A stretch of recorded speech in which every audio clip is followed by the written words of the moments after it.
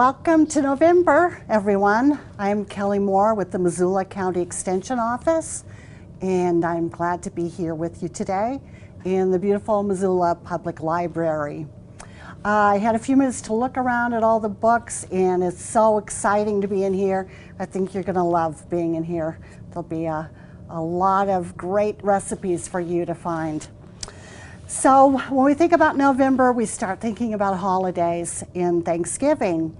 It's going to certainly be a different kind of Thanksgiving this year. There will be challenges, but there will be lots of ways that we can still share with other people and still follow traditions. All right? So usually at holiday time, we're kind of looking for some comforting things, looking for something to make us feel better. This year, for sure, we will be looking for that.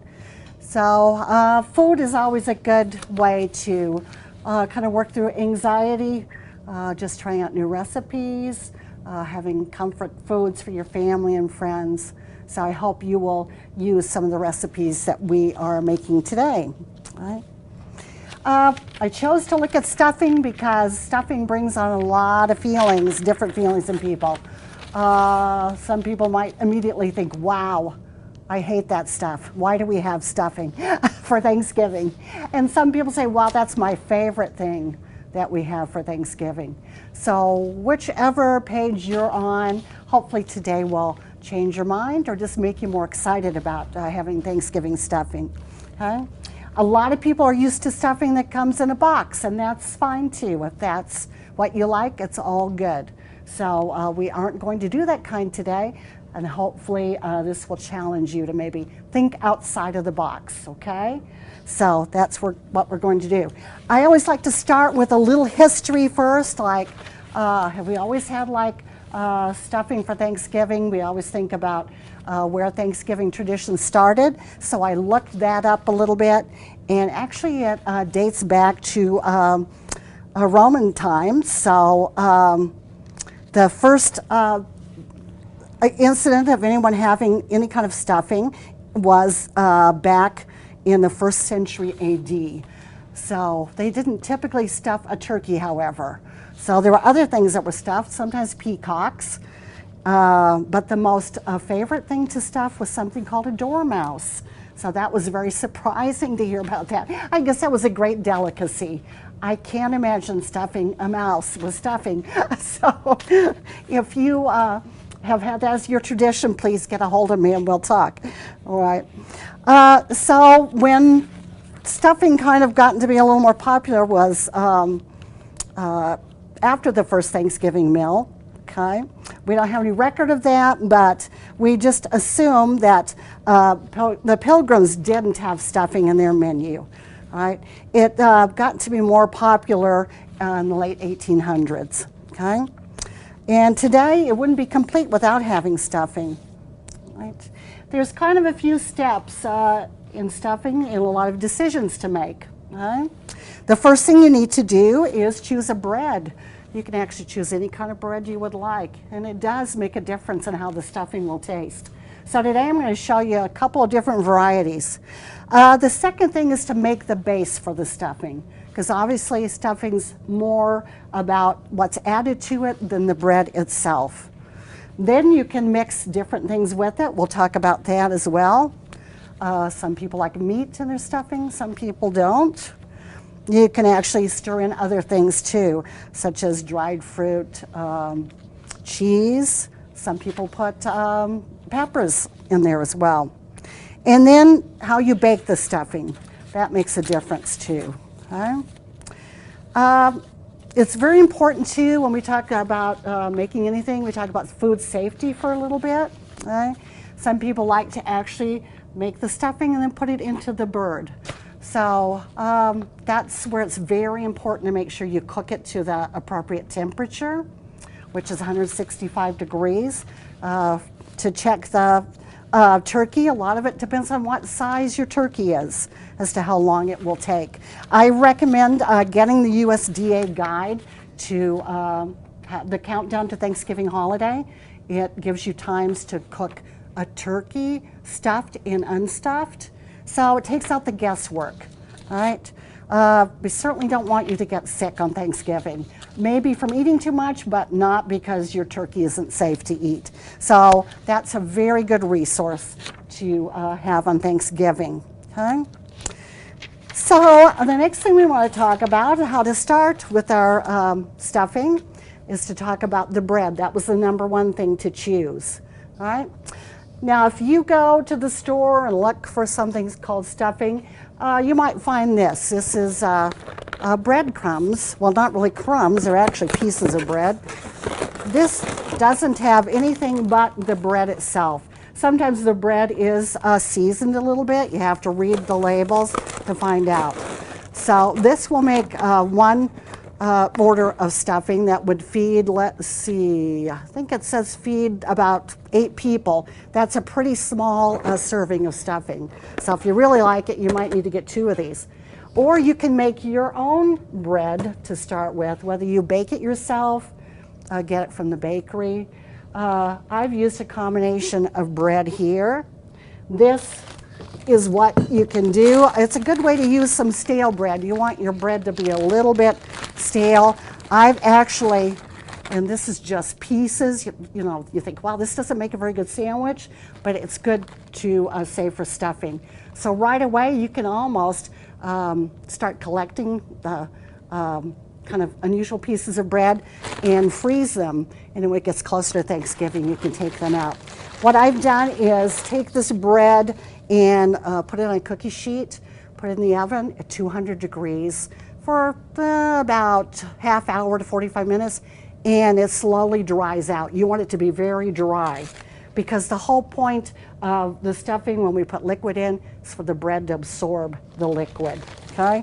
I've even thrown in like this strange piece of biscuit. You can throw anything in there. My mom used to put hot dog buns in there, so, and it all tasted great, right? So you want to break it up so it's kind of that size or maybe a little bit smaller. Kids love doing that. You can kind of just have them come crumble up some bread, all right? And that's one choice. I grew up with cornbread stuffing, so that's what I'm going to show you today as well. You just need some cornmeal mix. You can buy cornbread already made. There's cornbread mixes you can buy. So it actually gives it a little different texture and kind of a nice flavor. I like it very much. You can buy cornmeal in bulk, or you can buy a box of the cornmeal as well. Some of the common things in both of these stuffings would be the seasonings, okay? And the fact that you add eggs as well, because this is a good binder for the bread. Any kind of bread pudding, if you've had that, usually that's a dessert item, but you use kind of an egg milk mixture to kind of bind it all together as you bake it. Another common thing with just the seasonings you'll use, so salt and pepper, and some typical Thanksgiving seasonings. This is a poultry seasoning. It has thyme, a little oregano, sage. Sage is a really important spice. So that's what you can use, fresh ones as well, or dried ones, okay? Sometimes an onion also is really important, and I'll show you a good way to cut this onion in a few minutes because it's gigantic, isn't it? Celery also. Most stuffings have celery in them. I like to get the stalks of celery, not the bags that are just celery sticks, because this to me is really important to use, the leaves on the celery. Okay, so I chop those up and put those in as well. Some of the additional things you can put in a stuffing, some people use fruit, nuts, there's some pecans. Basically, you can just kind of come up with any combination you like, all right? It's good to try it out before the day comes, because if you make something nobody likes, then you're gonna, yeah, either they'll like it or they won't like it, but you'll find one that is your favorite. The liquid is very important too. We're gonna use chicken stock. I think there is a turkey stock. It's kind of difficult to find unless it is Thanksgiving. So we're going to use that, but you can make your own stock, and that's what I've made here. If you're cooking a chicken, you just want to save the stock from that. It's a great thing it adds actually a lot more flavor than this one, okay? Sometimes I put them together, and it's a nice combination that way. You can freeze the chicken stock. What you see there is a little bit of chicken fat going through there, and yes, that's what makes it taste so good. Okay, it's just that extra flavor in there. All right, so we are going to kind of chop up a few things and mix them together. The bread here, you see, that's what we're going to put the liquid into. Like I say, today I've pre-made some cornbread stuffing for you because it does take a little while. Once you have it made, it has to set so the flavors blend together. It's good to make it the day before. Let it get cold, then you can cook it from there, okay? So let's do a little bit of chopping here. And like I say, if you are having trouble finding stuffing recipes, of course you can Google those, and there are just hundreds of them. But do it a little bit ahead of time, pick your favorite, and go from there. The big mistake most people make with stuffing is either too dry or it's way too wet. So just trying to find that happy balance is good. All right, I'm going to put some gloves on here because when I cut this onion, my hands won't be stinky. All right. Two, I kind of encourage people to try your seasonings a little bit ahead of time. If you're using dry seasonings, if you've purchased some a while ago, you want to make sure they're still good. They don't tend to keep their flavors for too much longer than about 18 months. That's kind of pushing it. Usually I replace mine every year. So if you go and buy the gigantic containers of seasoning, you want to make sure you use those up pretty fast. Okay. Also, there's a real difference in salt too. Some salts taste a little bit saltier than others, so you want to experiment with that. I use a lot of the Himalayan pink salt. It tends to not be as salty of a flavor, so you might have to add a little bit more of it. Okay? And also there's going to be some salt usually in the stock. Okay? So this onion, let's start with that before we do the celery.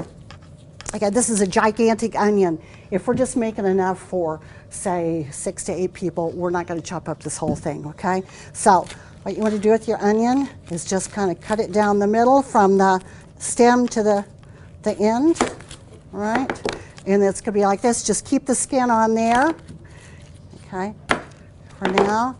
And then I'm going to just peel this back. I'm not going to cut this part, all right, because that way it acts as a holder for your onion. I know this seems like a very simple thing, but just learning these little handy things makes it a lot easier in your kitchen. Won't take as much time.